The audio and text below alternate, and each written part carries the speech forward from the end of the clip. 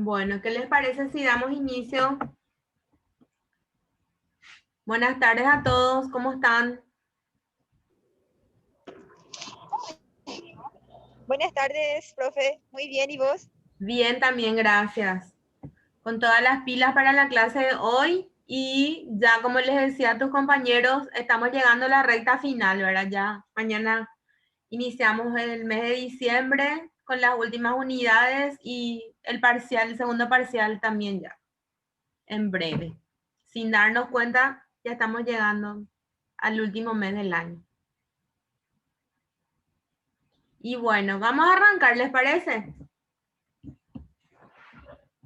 Hoy vamos a hablar sobre las operaciones en el comercio internacional, la unidad 5. Vamos a ver las diferentes formas de pago que se utilizan para el comercio internacional. Los mismos pueden ser adelanto, pago a la vista, pago diferido y pago mixto cuando se combina más de un sistema de pago o forma de pago. Y también vemos que los medios de pago internacional se dividen en dos grandes ramas, los medios de pago simple y los medios de pago documentario. Los medios de pago simple que vamos a ver a continuación de qué se trata y los medios de pago documentario, o sea, el simple no quiere decir que no utilice documentos, también utiliza documentos, pero solamente que digamos que son, digamos, más simplificados nomás los procesos, por eso se llama pago simple. Pero en ambos casos se utilizan documentos respaldatorios, ¿verdad? ¿A qué llamamos medio de pago simple? La denominación de medio de pago simple, como ya les decía, parece indicar que se instrumenta el cobro de la exportación a través de un medio, ¿verdad? De pago, ¿verdad? Que no precisa ningún tipo de documento, pero sin embargo no es así. Siempre se va a requerir algún tipo de documento o varios documentos para poder hacer estos pagos, ¿verdad? De lo que sería el comercio internacional, el intercambio de mercaderías. Los documentos existen y son enviados directamente al importador por el exportador sin mediación de los bancos. Por eso es que es, digamos, un proceso simple, porque se hace en forma directa. El importador y el exportador se ponen de acuerdo para la presentación de los documentos que precisan para este intercambio, como la factura comercial, el documento de transporte que se va a emplear para llevar la mercadería a destino, la lista del embarque, el certificado del seguro, el certificado de origen y otros que pueda ser requerido de acuerdo al tipo de mercadería que se va a comerciar. El exportador se desprende de la mercadería y envía directamente los documentos al importador. Posteriormente, el importador remite el pago al exportador.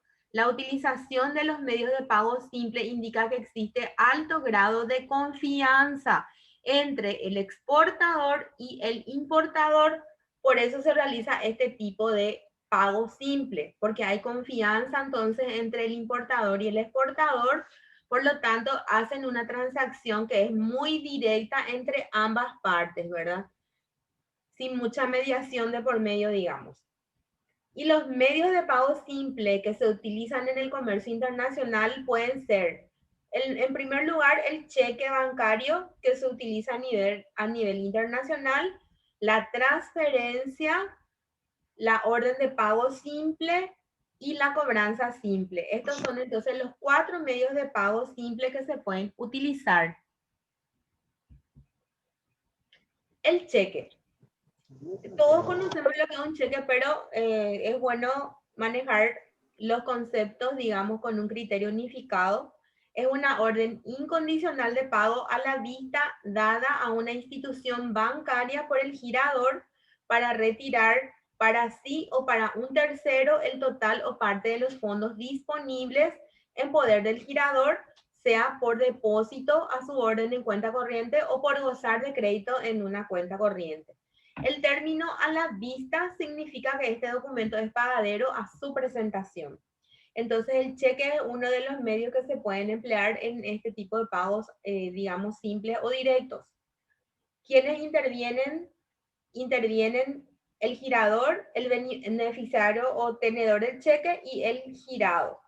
Es lo mínimo, digamos, son estas tres partes que intervienen, pueden intervenir otros más, ¿verdad? ¿Quién es el girador? Es el titular o la persona que posee la cuenta corriente y firma el cheque ordenando el pago. El beneficiario o tenedor del cheque es aquella persona o entidad a favor de la cual se extiende el cheque, y el girado se denomina la institución bancaria que paga el cheque con fondos que el girador mantiene depositados en su cuenta corriente. Y además estas tres que participan normalmente en un cheque, ¿verdad? También pueden haber otros que intervienen dentro, ¿verdad? Uno o más cobradores o endosatarios según la secuencia de transferencias de una persona a otra, ¿verdad? Pero básicamente son estas tres partes intervinientes entonces dentro de la modalidad de cheque: el girador, el beneficiario y el girado, que sería el banco. La orden de pago simple es un mandato de un importador a su banco para realizar un pago no condicionado a un exportador a través del banco de este.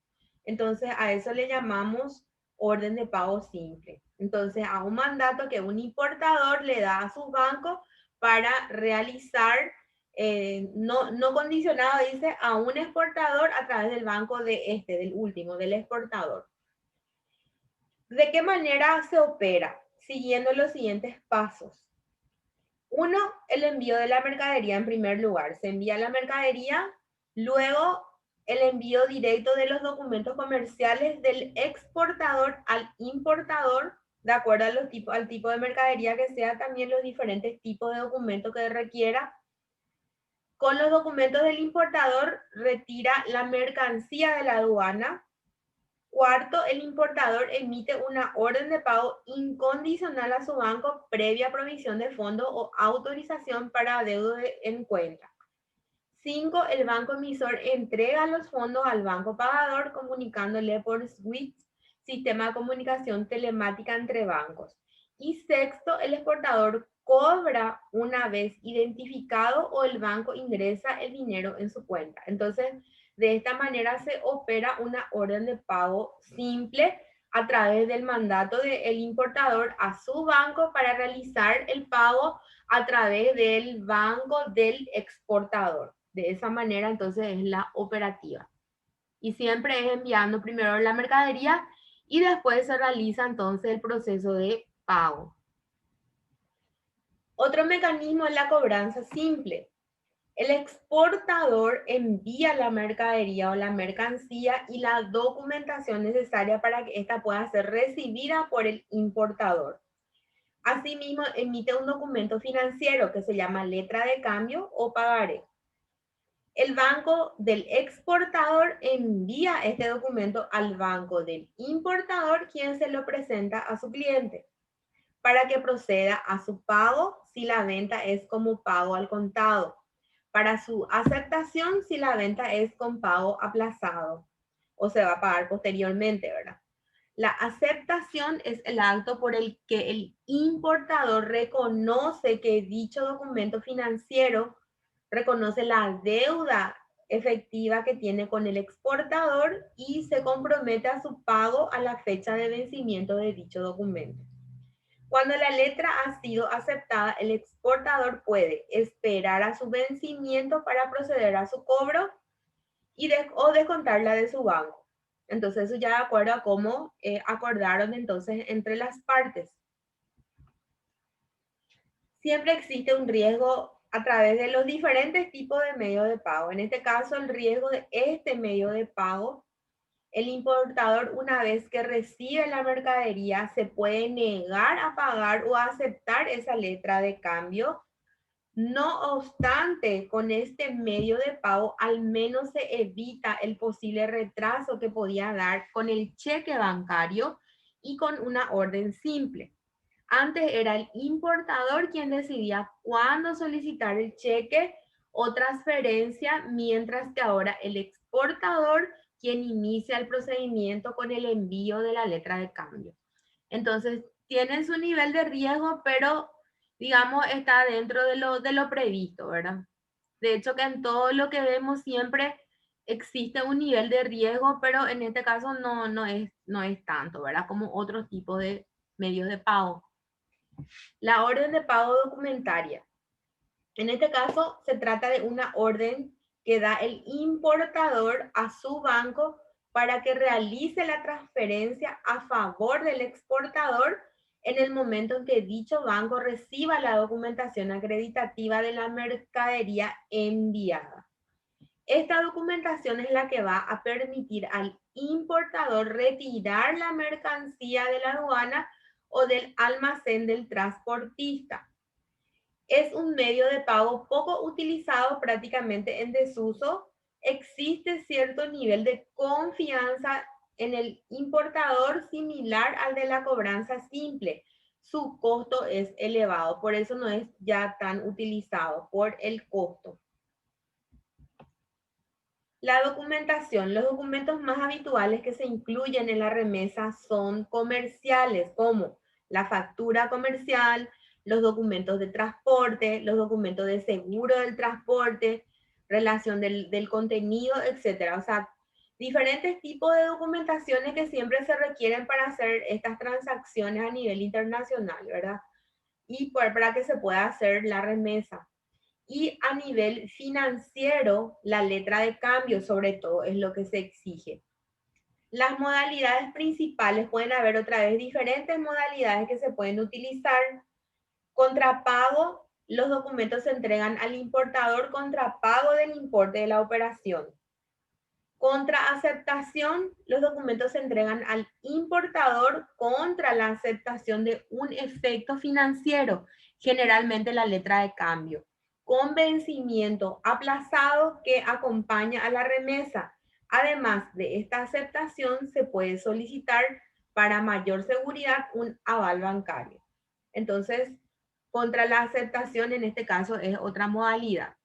Uno es contra el pago directamente, otra es contra la aceptación a través de los documentos a nivel financiero, ¿verdad? Donde también se tienen en cuenta los plazos de vencimiento y que acompañen las remesas para que se pueda dar la aceptación y también, si es posible, un aval bancario.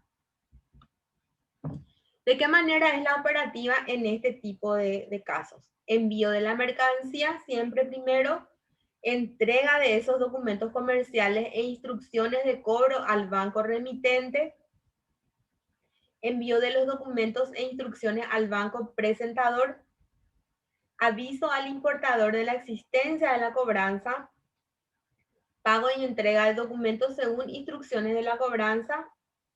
Contra presentación de los documentos, el importador puede retirar la mercancía de la aduana.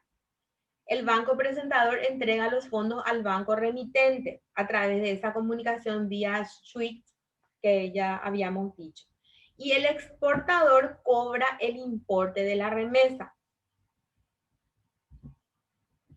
La cobranza presenta también ventajas para el exportador. En primer lugar, le da seguridad. No entrega el control de la mercancía hasta que no paga el importador. Colaboración de un banco en la entrega de documentos al importador, posible financiación por parte del banco remitente hasta el momento de pago si la remesa es contra aceptación. Entonces, digamos que de alguna manera le da todas estas ventajas al exportador. ¿Qué inconvenientes puede tener para el exportador? El costo bancario es bastante elevado y por eso tanta seguridad, ¿verdad? Gestión de cobro relativamente compleja, debiendo enviar los documentos e instrucciones a través de los bancos. Por favor, el tema de los micrófonos, chicos.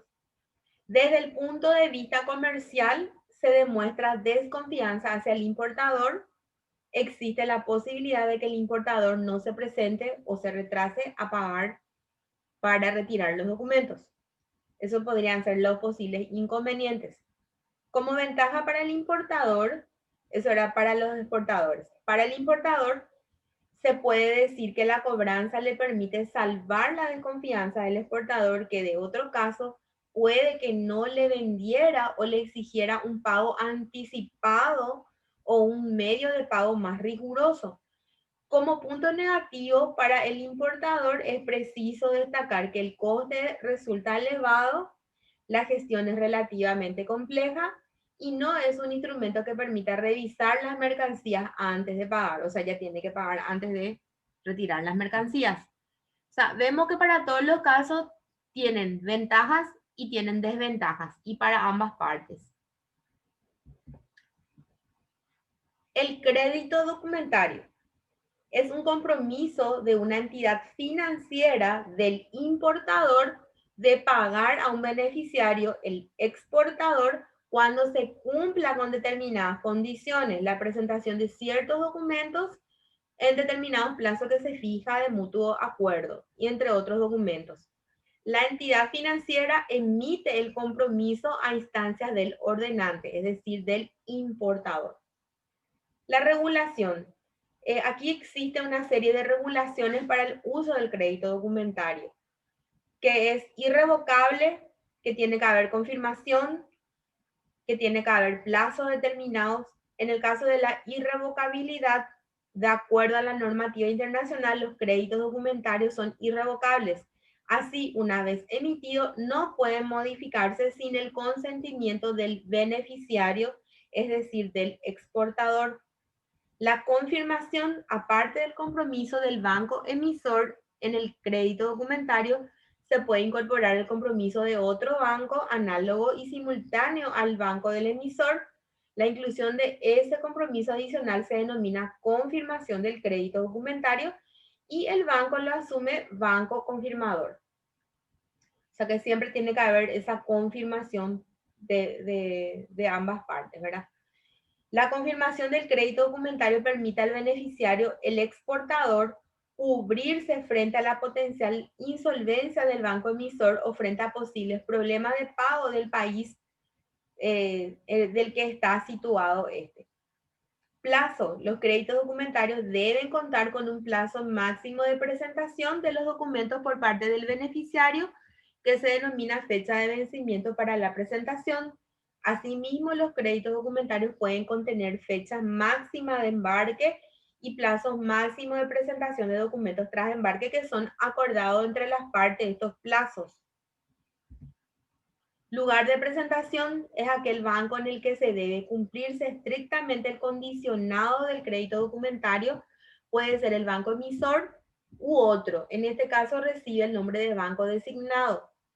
Discrepancias son las posibles diferencias existentes entre el condicionado del crédito documentario y la presentación de documentos realizados por el beneficiario, que pueden darse también discrepancias.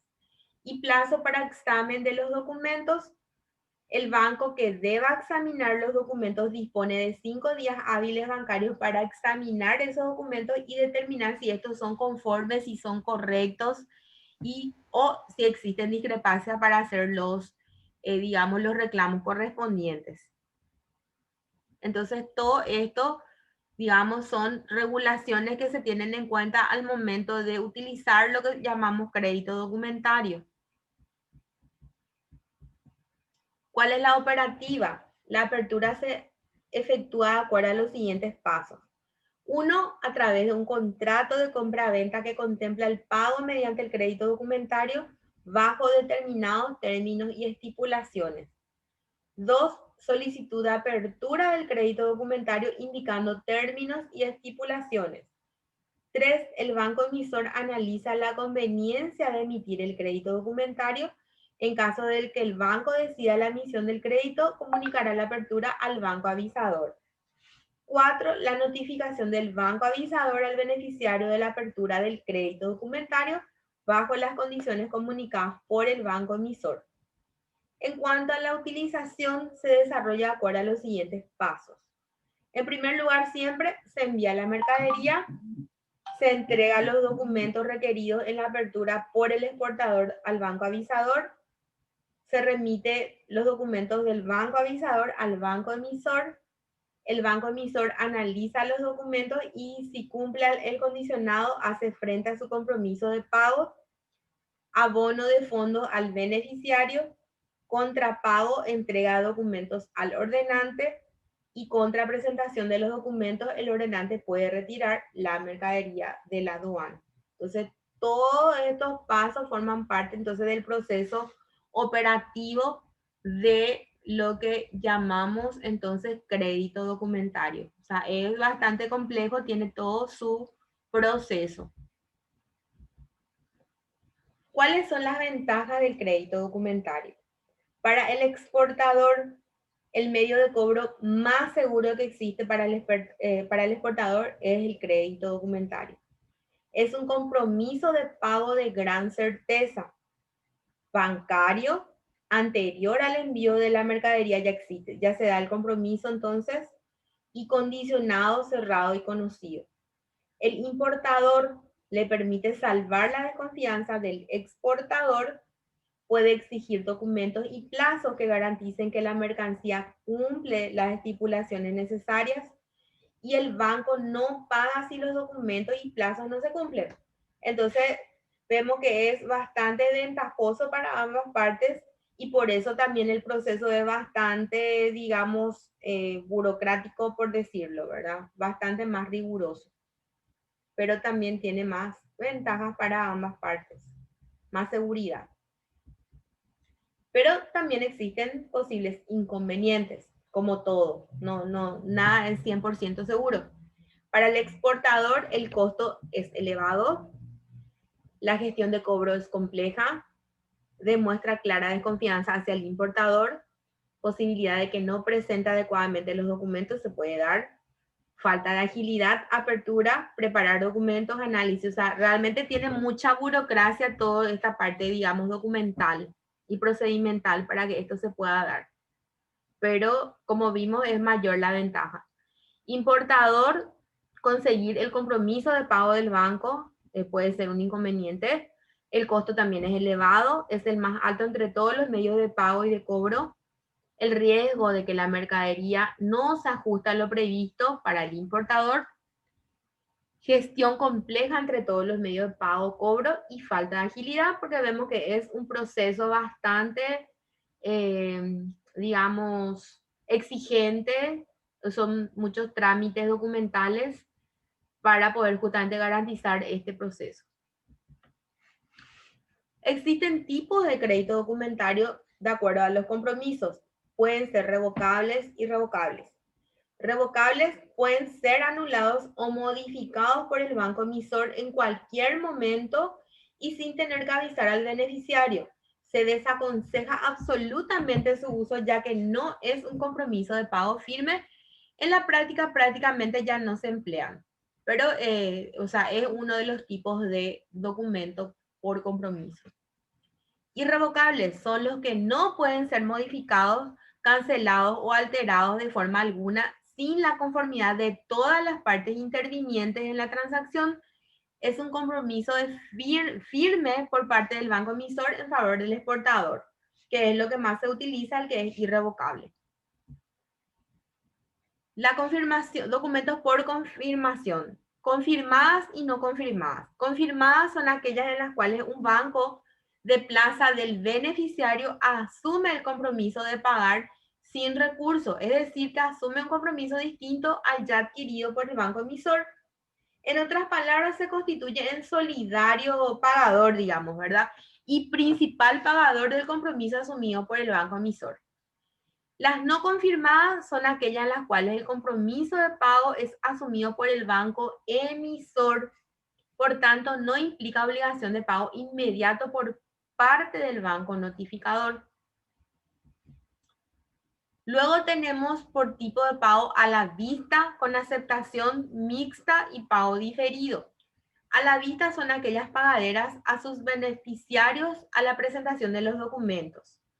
Con aceptación son aquellas pagaderas a los beneficiarios contra letra de cambio librada a un plazo cierto. Mixta son una combinación de las dos anteriores. Pago diferido semejante a las establecidas con aceptación, solo que en estos casos no existe la aceptación de la letra de cambio, sino que se asume el compromiso mediante una carta. ¿Y a qué le llamamos carta de crédito comercial? Aquí hay que realizar una aclaración importante. La expresión carta comercial, ¿verdad? O carta de crédito no es la traducción literal de carta de crédito comercial, sino que de crédito documentario. Aunque debería usarse en este caso la expresión documentary credit, crédito documentario.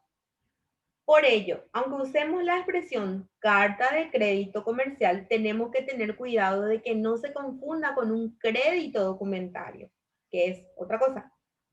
La carta de crédito comercial es un documento emitido por un banco emisor por orden y petición expresa de un cliente, ordenante, importador, por el que autoriza al beneficiario, es decir, el exportador, a librar una letra de cambio contra dicho banco y contra entidad bancaria designada en la propia carta, comprometiéndose al pago de la misma siempre que esté emitida de conformidad con las condiciones de la carta de crédito y acompañada de los documentos requeridos. Al contrario de lo que sucede con los créditos documentarios, las cartas de crédito suelen ser avisadas directamente por el banco emisor al beneficiario, aunque también se comunican por mediación de un banco del país del beneficiario, banco avisador o notificador. Al igual que sucede con los créditos documentarios, las cartas de crédito comerciales pueden tener carácter revocable o irrevocable. Para el cobro de la carta de crédito comercial, el beneficiario debe presentar todos los documentos que exija el condicionado de la carta de crédito más el efecto financiero o la letra de cambio en cualquier banco, ya que lo normal es que la carta de crédito así lo autorice. El banco donde se presentan los documentos verificará la autenticidad de la carta de crédito y examinará los documentos presentados por el exportador. Si son conformes, procederá a efectuar el pago de la carta de crédito, reembolsándolo posteriormente al banco emisor. Es una buena forma de agilizar el pago, ya que permite elegir el exportador, al exportador el banco que más le convenga. La carta de crédito comercial se usa ¿en qué casos? Cuando los bancos del importador y del exportador son conocidos y solventes entre países sin riesgo país, ya sea político o de transferencia. Ustedes saben que cada país otra vez se le cataloga, ¿verdad? De acuerdo a riesgo país, ¿verdad? Si es más riesgoso o menos riesgoso y de acuerdo a ello, en este caso la carta de crédito comercial se utiliza en países donde no hay mayores riesgos, ¿verdad? País, ya sean a nivel político o de transferencia, para cubrir varias operaciones de un mismo concepto en un periodo de tiempo, cuando se busca la seguridad de crédito documentario, pero con mayor flexibilidad y con menor costo. Entonces aquí se utiliza la carta de crédito comercial. Profe, en este caso, ¿a qué se refiere con mayor flexibilidad? Por el tema de las documentaciones. Sí, que son menos exigentes que en el caso anterior, ¿verdad? Ah, ok. Por eso habla de mayor flexibilidad, pero sin embargo hay condiciones para que se pueda utilizar, ¿verdad? Por ejemplo, no se puede hacer con cualquier país, tiene que ser un país donde no haya mucho riesgo de hacer transferencia. Hay países donde hay mucho riesgo, ¿verdad? Entonces, hay condiciones también para que esto se pueda dar.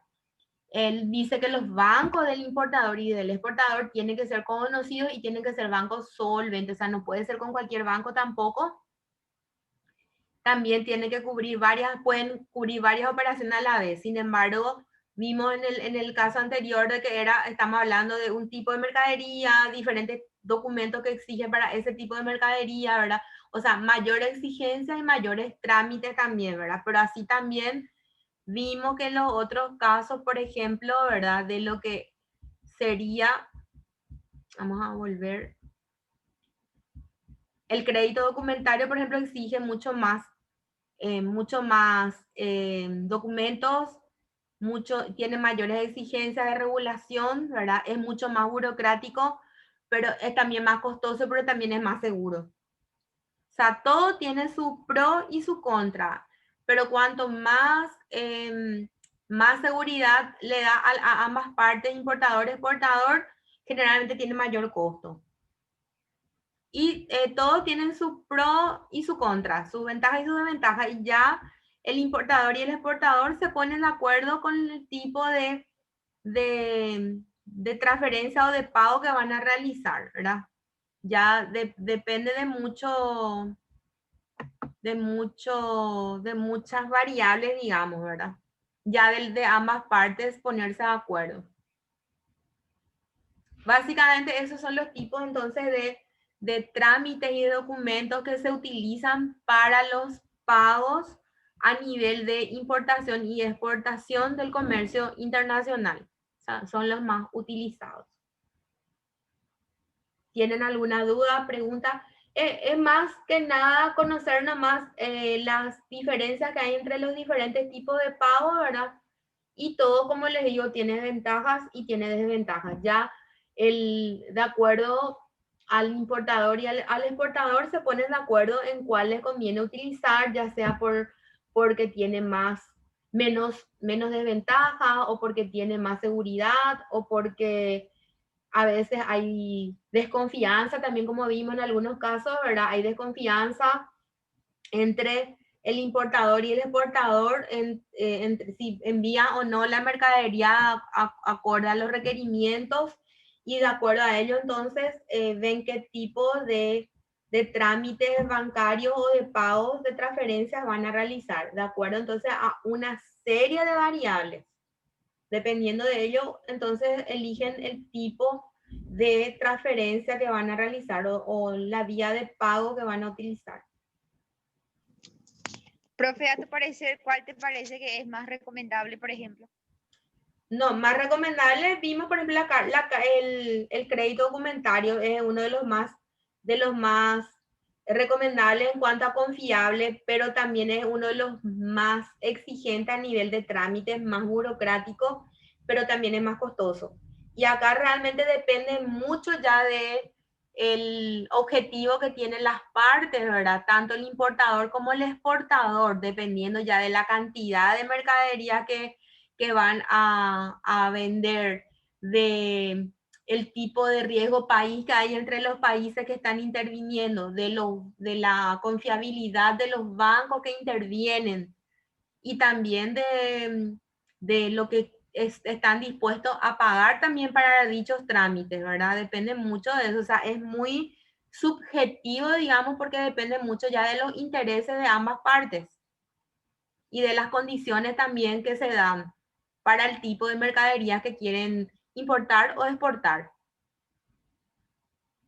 O sea, es bastante subjetivo dependiendo, como te digo, ya de ciertas características, tanto de las mercaderías, de la cantidad de mercadería y también del nivel de confiabilidad que hay entre las partes. Vimos que hay algunos casos en donde, sobre todo los tipos de trámites simples, se da cuando hay más confianza entre las partes también, ¿verdad? Que no requieren tanta documentación, ¿verdad? Pero por eso les digo, no siempre se va a estar comerciando con, digamos, o importando o exportando con empresas o firmas conocidas o muy conocidas, dependiendo del rubro en el cual se muevan entonces los importadores o los exportadores. Por eso es bastante subjetivo dependiendo ya de cada caso y de lo que quieran pagar por esos trámites. ¿Otra pregunta?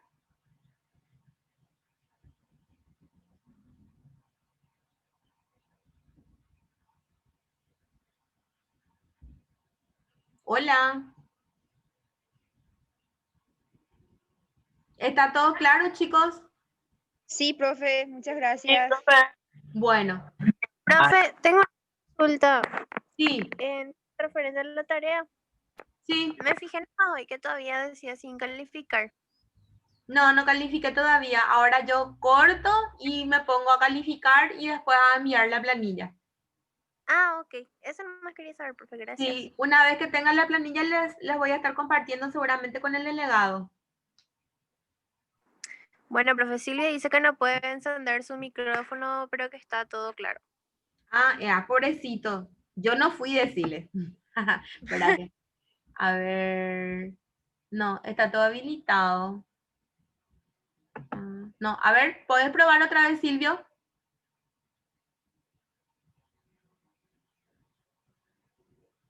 Hola.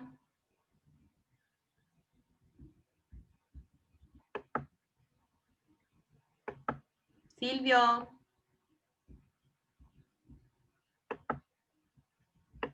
No.